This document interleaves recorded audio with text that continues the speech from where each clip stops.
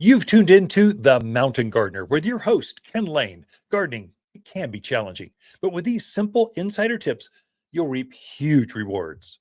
Now, let's tune into today's Mountain Gardener with Ken and Lisa. And welcome to this week's edition of The Mountain Gardener. Your host, Ken Lain, here every week talking about the landscapes of northern Arizona. And wow, I'm starting to get a lot of work done out in the yard. Now, things aren't really blooming that much. I've got some pansies that look good, some heucheras or coral bells. They look fantastic. All my evergreens are just shining right now. So the hollies by the front door, the ivies all have lights in them and they're just pretty. It just feels good. I have been taking time to prune back my wildflowers. I've got quite a few wildflowers. They're just stunning. They bloom so easily. They're natural, they're native, low care. Pollinators are attracted to them, butterflies and bees and moths and all the things that you kind of want in your backyard. But now they're just looking brown and they just look rough. Oh my gosh. They were looking too rough. And the dogs were traipsing through them and bringing things indoors. It was time for wildflowers to be cut back. So you can feel free to cut back wildflowers anytime when they start to turn brown. So they're brown to the ground right now. Most. There's a few things, echinaceas, the gaillardias had some green to them. The mums had a few green nubs to them. But really, I just took a lawnmower over them and just mowed them right down. Here's the beauty of that. For my yard, it's probably the entire backyard. Instead of grass, I've got wildflowers. And so I took the lawnmower and just whacked them back there, and the seeds just start flying everywhere. And they're going to reseed for next year. So if that's what you want, go for it. The messier, the better it is. If you don't want wildflowers, let's say it's up against a rock lawn, you might be a little more careful. Just because you're going to spread those seed out, and they're going to come up over there again. So if you want more wildflowers, weed whacker is a great way to go. Just take that weed whacker, just whack it back and get those seeds flying everywhere, and you will have more wildflower seeds next year as we get cold. So starting December, January, and I'd say now through February is the absolute prime time. It is the best time to spread wildflowers out in the yard. If you want wildflowers for next spring, because they'll start germinating starting in March, and then there'll be a wave of different kinds of seeds. So wildflowers, you're starting those by a wildflower mix. That is multiple seeds in this same mix. I've got one that's just straight California poppies. That's it. But even that has different kinds of or colors of poppies in the mix. Orange is the standard, California orange for wildflower, for poppies. Well, they also come in pink and white and reds. And so we blend all those things together. But most of the other wildflowers mixes we've got a Rocky Mountain mix, very showy, big flowers. We've got an Arizona mix, really tough. I mean, like the toughest of the tough. We have a dry mix. That is, I never want to care for this thing. It's not quite as pretty as the Rocky Mountain mix. If you can water the Rocky Mountain mix, it'll be bigger, stunnier. It just has more beauty to it, more fragrance. The dry mix has shorter, more drought hardy looking. And then we have our butterfly mix. And so if you want to attract more of those, so there's 4 or 5 different mixes out there, and they'll have up to two, I don't know, at least 1 to 2 dozen varieties of seed in there. And the reason we're doing that, it's prettier, first of all. Secondly, not every year does every wildflower bloom. So if you're just letting them go by themselves, you'll notice some years the verbenas are over the top, and some years it's the poppies. Some years so you'll see these ebbs and flows. You'll see these stunning colors, and they bloom at different times. And so you'll have wildflowers, the poppies will bloom first, and then it's the verbena, and then it's penstemons, and then so you'll see this wave of flowers. So you get a longer bloom cycle by putting a mix of wildflowers out there. But going back to when is it the best time to prune back your wildflowers? Well, for me, because the dogs are bringing in some of the seed heads, they've gotten dry, They were sticking their coat and they were just dragging them in the house. I'm going, okay, that is it. I'm not cleaning up after these anymore. The robotic vacuums can't keep up.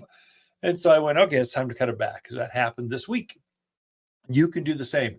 If it's not bothering you, hold off. You've got through, I would say January is ideal. You now through January is the kind of your peak window to cut back or prune back your wildflowers. And again, it's going to spread the seeds. Some of you are attracting birds to your gardens. So the birds will appreciate you cutting those back. So the seed will go flying on the ground. They'll be pecking around looking for seed. So a lot of your winter birds, they use that as it's a food source. It's good source of protein for them to get through winter. And so a lot of your summer birds have left. They've migrated out of here. But now your winter birds are migrating in, and they'll spend the time here. So that's your robins, some of that kind of stuff. So it's time. Another one to look for, because the trees have dropped most of their leaves, pruning can begin now, especially if you see dead wood in your plants. Any dead wood is bad. I mean, it just attracts pestilence. So the bulk of the pruning can be done January, February, first part of March. But anytime you see dead wood in your gardens, any time of year, cut it out of there. It is not good. It's just going to attract more flathead borers, bark beetles, things that just naturally feed on the dead wood. It just creates more pestilence. You kind of want that out of there. And it's a fire hazard.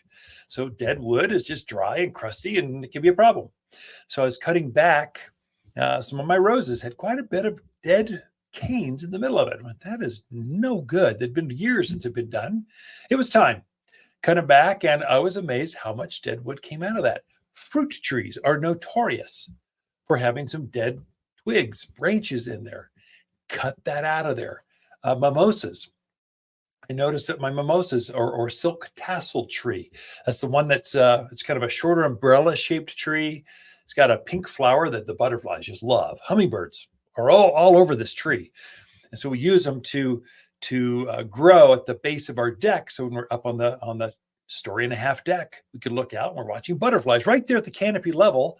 Well, some of the branches at lower end had died out. Time to prune those things back. It's pretty easy. Just pruners, they'll snap right off. And so don't allow any dead wood in your gardens. The other one to watch too, if you struggled with, let's say, mildew, there was quite a bit of powdery mildew. The flowers last during the monsoon season, usually August, September, somewhere in there. We had quite a few customers coming in with powdery mildew. The foliage was being coated with this white powder. That's mildew. It's actually sucking the life, the sugars out of the plant. It coats the foliage so it can no longer create photosynthesis. So the sun is now able to get into the plant because it's coated in this white powder. That comes back every year by the spore that hangs out in the ground or on the foliage as it drops. If you saw that, pick that stuff up and get it off your property, or it will just come right back on that plant immediately. So as you're cleaning up, remember, where did I have issues? Where did I have insects? Where did I have powdery mildew or spots? Those plants, you kind of want to prune back real hard, clean up that foliage and get it out of it, bag it up and throw it away or burn it or just get it out of there so that you can break the cycle. And so many of your aphids and your thrip hibernate underground. So they were on your roses. Now they're down in that litter at the base of the rose. They're going to come right back at you starting in March. So cleanliness is next to godliness. I know that's not biblical, but it sure is in the Bible, the Garden Bible. Cleanliness is next to godliness. I mean, just clean things up. It'll keep it from coming back at you in spring. So we got a little hiatus here. The pressure's off in the gardens, except now's the time to clean up and clean up at your convenience. It's a big window that you've got that you can use with that. Okay, maybe after decades of the same fruitcake exchange, it's time to start a new holiday tradition. A living Christmas tree from Waters Garden Center can be decorated and enjoyed for a lifetime, not just a season. When the holiday festivities end, gather family and friends and plant your tree together for years of enjoyment. As your family tree grows, have a tree that grows with your family. From Waters Garden Center, 1815 Iron Springs Road in Prescott. For a more fruitful garden, increase success in the landscape that just feels better, then tune in daily to the Mountain Gardener podcast.